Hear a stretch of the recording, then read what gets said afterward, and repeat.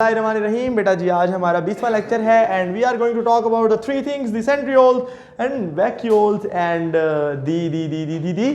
the difference between prokaryotic and eukaryotic cell. These two are the very important concept and दे तो बड़ा ही अहम तरीन long question है भाई।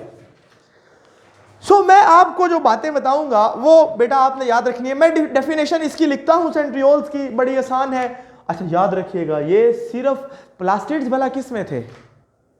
सिर्फ प्लांट्स में ना, है ना, ये सिर्फ एनिमल सेल्स में होते हैं, सही है। दे आर, हम कहेंगे दीज आर दी बंडल्स, क्या है, ऑफ 9 ट्रिपलेट्स ऑफ माइक्रोट्यूब्यूल्स। बेटा भला बताओ, हाँ माइक्रोट्यूब्यूल्स किस चीज के बने होते हैं? हमने पढ़ा था ट्यूबुलिन प्रोटीन के। Microtubules are made up of and microfilaments are made up of actin. हमने बेटा ये बात की थी जब मैंने साइटोस्केलेटन पढ़ाया था। तो 9 triplets of microtubules arranged at right angle to each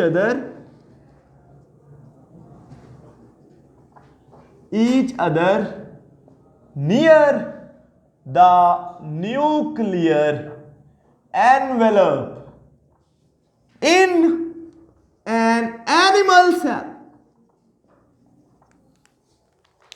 ये मैं आपको बताता हूं बेटा, अगर आप गौर करें, ये है एक माइक्रोट्यूब्यूल, ये रॉड है, और ये है एक दूसरा माइक्रोट्यूब्यूल, सही है, और ये है एक तीसरा माइक्रोट्यूब्यूल। इन तीनों को मैं मिला के कहूंगा एक ट्रिपलेट। क्या कहूंगा? ट्रिपलेट। और 9 अगर इस तरह के ट्रिपलेट हों तो बेटा जरा बताओ, हाँ 1 2 3 4 5 6 7 8 और 9। आमना ने एक माइक्रोट्यूब्यूल एक्स्ट्रा बनाए। समझ आ गई बात की?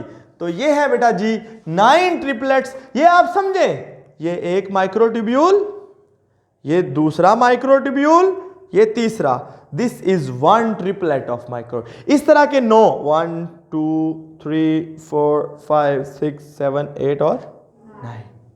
समझ गए? ये एक बड़ा, आप समझे एक बड़ा पाइप जो बहुत छोटे पाइपों से मिलके बना है। कभी आपने वो जो बोतल पीने वाला स्ट्रॉ होता है ना, कभी खवातीन अक्सर करती हैं, उसको साथ एक साइड पे उसके वो एल्फी वगैरह लगा के एक स्ट्रॉ को दूसरे के साथ जोड़ते हैं, फिर उसको तीसरे के साथ, इस तरह एक पूरा पाइप बनाते हैं। समझ रहे हैं ना बात को? वो है बेटा एक, जिस तरह वो एक सेंट्रियोल है, सही है। तो इसको हम क्या कहेंगे? अगर आपको मैं सामने ये बनाऊं, फर्ज किया 1 2 3 1 2 3 1 2 3, ये कितने हो गए भला बताना? 1 2 3 4 5 6 7 8 और 9। ये थोड़ा सा मतलब ऐसे ही बन गई। ये इसे कहते हैं बेटा, ये है उसका क्रॉस सेक्शन। अगर मैं इसको काट के ऐसे दिखाऊं तो ये ऐसा है, सही है। और इसको हम कहते हैं 9+3 अरेंजमेंट। क्या कहते हैं? यानी 9 ट्रिपलेट है, 9 और 3 है ट्रिपलेट का मतलब। तो टोटल एक सेंट्रियोल में कितने माइक्रोट्यूब्यूल होंगे? 27 माइक्रोट्यूब्यूल, 27 होंगे। ट्रिपलेट्स 9 होंगे।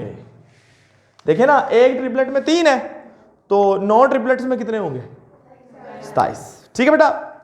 और ये सिर्फ एनिमल सेल में होते हैं।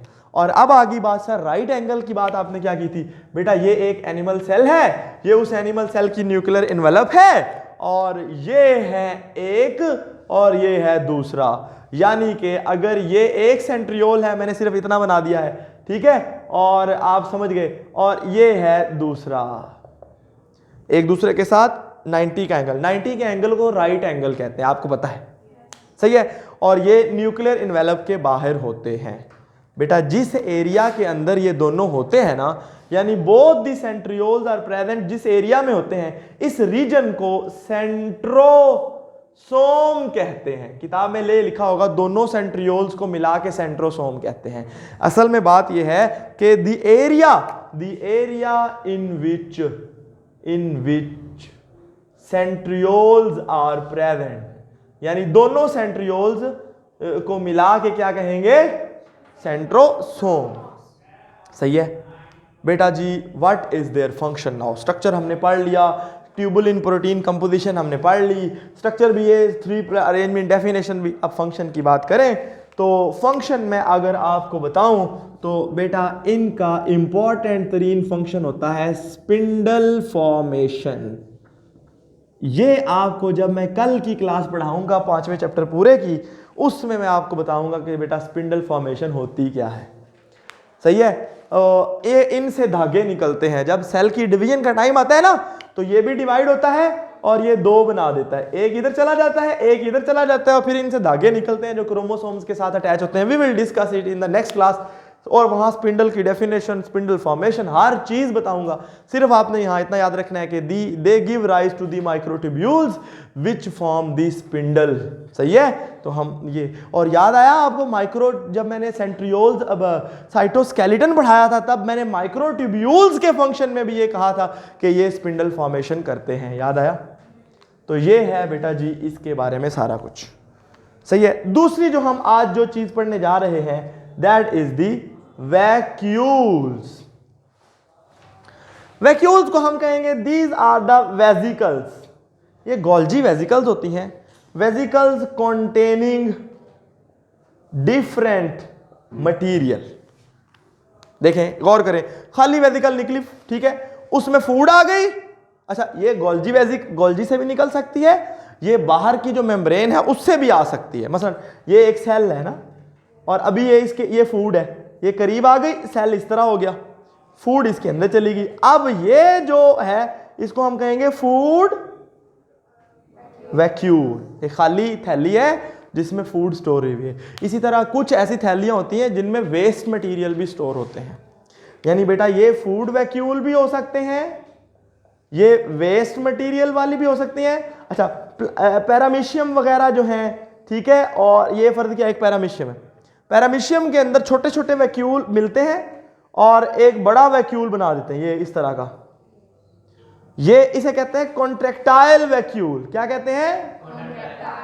ये क्या करता है, ये आप ये समझे कि पैरामीशियम की बॉडी के अंदर पानी भरता रहता है, वो बाहर से पानी आता रहता है, फिर ये वैक्यूल बन जाता है, इस वैक्यूल के अंदर वो सारा पानी होता है, फिर ये बाहर जाता है, मेम्ब्रेन के साथ जुड़ता है और सारे पानी को ऐसे कॉन्ट्रैक्ट करता है, सारा पानी बाहर फेंक देता है, इसलिए इसको कॉन्ट्रैक्टाइल वैक्यूल कहते हैं।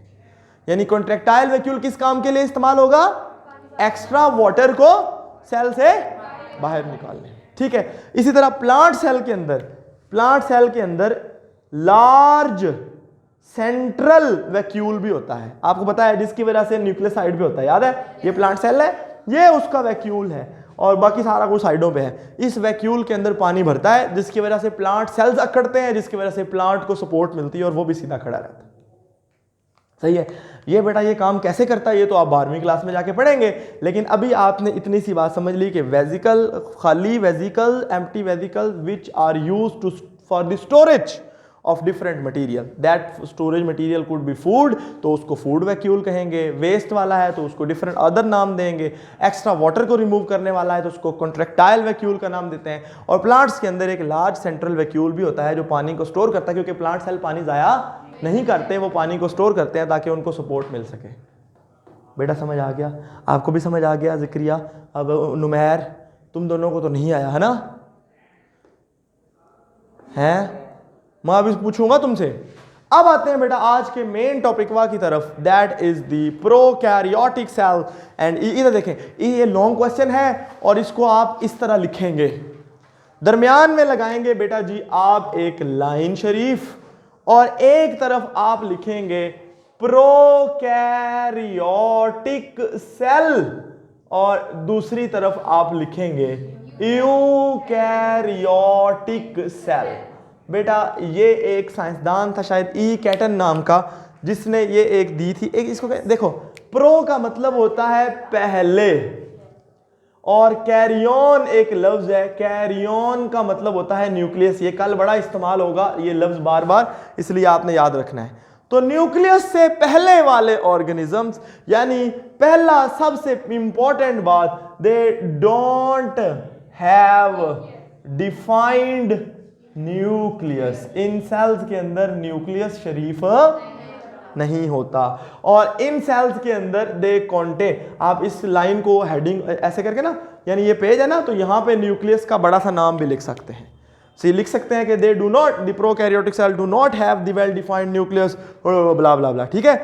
और ये है they contain the well defined nucleus शरीफ। आप ये भी लिख सकते हैं which is present in the centre of the cell in the animal and on side on the plant cell, आप लिख सकते हैं अगर टाइम बच जाए तो, ठीक है। पहला ये डिफरेंस आ गया।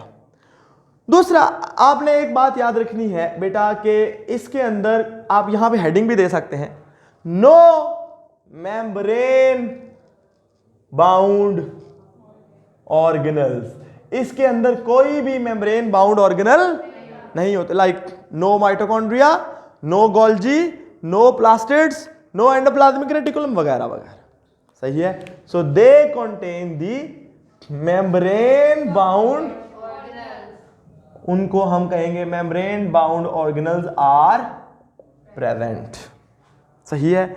उसके अलावा तीसरी इंपॉर्टेंट बात आपने ये आप फिर से, ये पहला पॉइंट, उसके यहां पे न्यूक्लियस की हेडिंग, इसकी मेम्ब्रेन बाउंड ऑर्गेनल्स की हेडिंग। तीसरी बेटा आपने ये देखनी है साइज की, their size is very small, और इनका साइज उनके मुकाबले में क्या होता है, larger as compare to the prokaryotic cell, सही है। उसके अलावा बेटा आपने ये याद रखना है, चौथे नंबर पे हम कहेंगे क्रोमोसोम।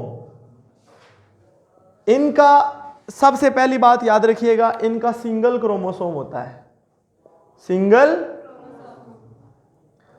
क्रोमोसोम, और वो भी made up of DNA only, सही है।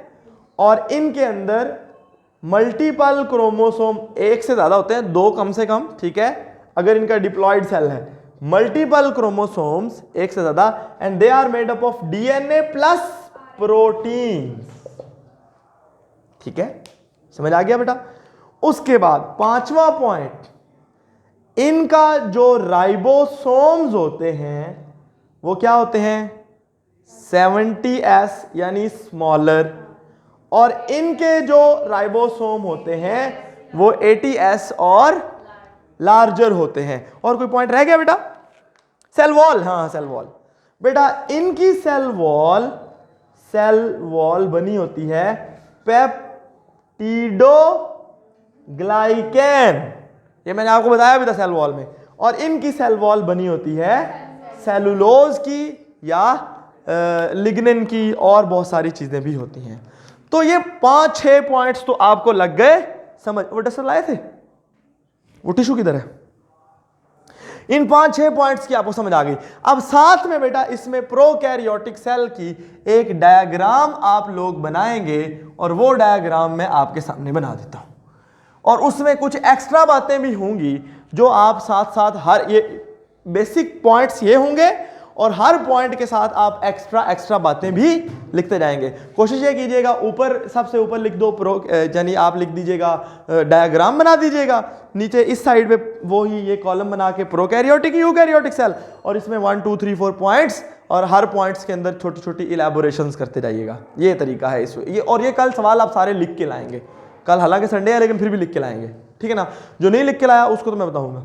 अच्छा ये देखिए आप बेटा, सबसे पहले ये है फर्ज किया उस सेल की प्लाज्मा मेम्ब्रेन, क्या होती है, प्लाज्मा मेम्ब्रेन। फिर इस प्लाज्मा मेम्ब्रेन के बाहर एक होती है सेल वॉल, क्या होती है, और ये सेल वॉल बनी होती है पेप्टिडोग्लाइकेन की, पता है ना जी। अच्छा बेटा इनके अंदर न्यूक्लियस तो होता नहीं, तो इनका जो न्यूक्लियस की बजाय इनका जो डीएनए यानी इनका जो क्रोमोसोम होता है वो सेल के दरमियान में इस तरह पड़ा होता है, और इसको हम न्यूक्लियोइड कहते हैं। क्या कहते हैं, वो एरिया जहां पे इसका न्यूक्लियस यानी न्यूक्लियस नहीं, इसका क्रोमोसोम पड़ा होता है। भी न्यूक्लियस में भी तो क्रोमोसोम होते हैं ना, तो जहां इसका genetic material, DNA, chromosome, chromatin body, सारे एक ही बात के नाम है, तो वो पड़ा होता है, उसे क्या कहते हैं, न्यूक्लियोइड, सही है। The area in the centre of the cell, यानी आप अब इसकी डेफिनेशन लिखेंगे, न्यूक्लियस के साथ, न्यूक्लियस वाले पॉइंट में, कि they do not have the nucleus but there the prokaryotic chromosome is present, क्योंकि एक ही होता है ना, is present in the centre of the cell, that area is called as nucleoid. सही है जी। अच्छा, उसके बाद बेटा इसके गिर्द कुछ एक्स्ट्रा चीजें भी होती हैं जिनको हम स्लाइम या कैप्सूल कहते हैं। वो सारों में नहीं होती लेकिन कुछ में होती हैं, तो इसको हम कहते हैं स्लाइम या फिर कैप्सूल। ठीक है जी, इधर देखें। उसके बाद बेटा ये इसका साइटोप्लाज्म है, साइटोप्लाज्म में राइबोसोम्स वगैरह होते हैं, लेकिन साइटोप्लाज्म में एक चीज और एक्स्ट्रा भी होती है, वो होती है कुछ और, ये देखें ये वाले, इनको हम कहते हैं प्लाज्मिड। ये क्या है, इधर देखें, एक्स्ट्रा क्रोमोसोमल, क्रोमोसोम के अलावा, क्रोमोसोम तो ये है ना, उसके अलावा extra chromosomal DNA molecules present in the bacteria. ये क्या करते हैं, इनके अंदर जिन एंटीबायोटिक रेजिस्टेंस के जीन्स होते हैं। तो आप बेटा ये देखें, आप स्लाइम की इसके अंदर एक्स्ट्रा पॉइंट डाल सकते हैं, इसके 5 पॉइंट के अलावा नीचे आप प्लाज्मिड्स का भी एक्स्ट्रा पॉइंट नीचे लिख सकते हैं। ठीक है ना, और इनकी डेफिनेशन भी साथ मैंने बता दी, किताब में तो नहीं लिखी हुई। फिर उसके अलावा बेटा इनका फ्लैजेला वगैरह होते हैं, किसी में होते हैं किसी में नहीं होते, वो सारे पॉइंट्स भी अगर आप चाहें तो आप लिख सकते हैं कि दे may have flagella for blah blah blah ब्ला। सही है, और वो इनमें भी हो सकते हैं यूकैरियोटिक। फिर एग्जाम्पल नीचे सबसे आखिर में, ये किंगडम मोनेरा जो है वो सारा क्या है, प्रोकैरियोटिक है, बैक्टीरिया एंड साइनोबैक्टीरिया, और बाकी सारे किंगडम क्या है, यूकैरियोटिक। ये सवाल आप इसी तरतीब के साथ कल लिख के लाइएगा, क्योंकि ये बोर्ड का बहुत इंपॉर्टेंट पेट क्वेश्चन है। अगर ये आ गया तो आपको इसी तरह ही छापना है जिस तरह आप कल लिख के लाएंगे। थैंक यू सो मच बेटा।